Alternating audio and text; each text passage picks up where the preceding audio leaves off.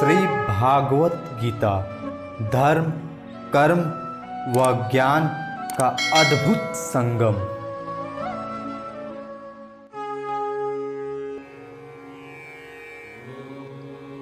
अधर्माभिभवात् कृष्ण प्रदूषयन्ति कुल स्त्रियः स्त्रीषु दुष्टासु वडेशय जायते वडशंकर। हे कृष्ण, जब कुल में अधर्म प्रमुख हो जाता है तो कुल की स्त्रियां दूषित हो जाती हैं और स्त्रीत्व की स्त्री के पतन से हे वीरवंशी अवांछित संतानें उत्पन्न होती हैं।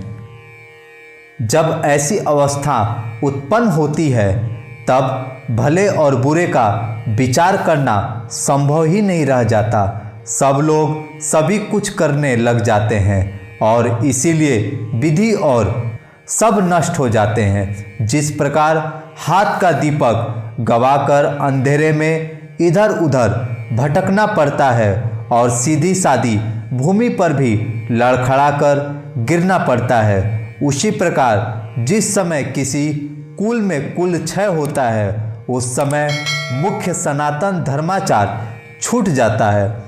फिर ऐसी अवस्था में पाप को छोड़कर दूसरी और कौन सी बात फूल फल सकती है। जिस समय आचार और इंद्रियां निग्रह का विनाश होता है उस समय इंद्रियां स्वच्छंदता पूर्वक इधर उधर दौड़ने लगते हैं, जिससे कुलीन स्त्रियां भी भ्रष्ट हो जाती हैं। श्रेष्ठ लोग जाकर निष्कृष्टों में मिल जाते हैं और उच्च तथा नीच वर्ण आपस में मिलकर एकाकार हो जाते हैं, जिससे जाति धर्म की जड़ ही उखड़ जाती है।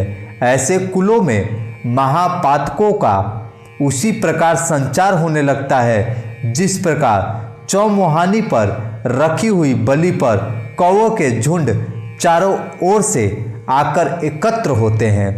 तात्पर्य, जीवन में शांति, सुख तथा आध्यात्मिक उन्नति का मुख्य सिद्धांत मानव समाज में अच्छी संतानों का होना है।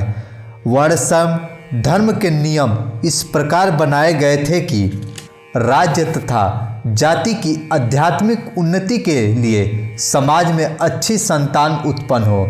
ऐसी संतान समाज में स्त्री के सतीत्व उसकी निष्ठा पर निर्भर करती है। जिस प्रकार बालक सरलता से कुमार्गामी बन जाते हैं उसी प्रकार स्त्रियां भी पतनोमुखी होती हैं। बालकों तथा स्त्रियां दोनों का ही समाज के वयोवृद्धों का संरक्षण आवश्यक है। स्त्रियां विभिन्न धार्मिक प्रथाओं में संलग्न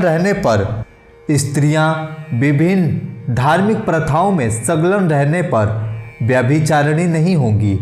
चाणक्य पंडित के अनुसार सामान्यतः स्त्रियां अधिक बुद्धिमान नहीं होती, अतः वे विश्वसनीय नहीं हैं। इसीलिए उन्हें विविध कुल परंपराओं में व्यस्त रहना चाहिए और इस तरह उनके सातित्व तथा अनुरक्ति में ऐसी संतान जन्मेगी जो वर्णश्रम धर्म में भाग लेने के लिए योग्य होगी।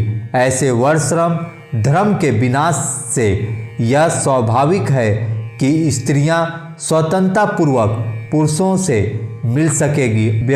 व्यभिचार को प्रश्रय मिलेगा जिससे अवांछित संतानें उत्पन्न होंगी।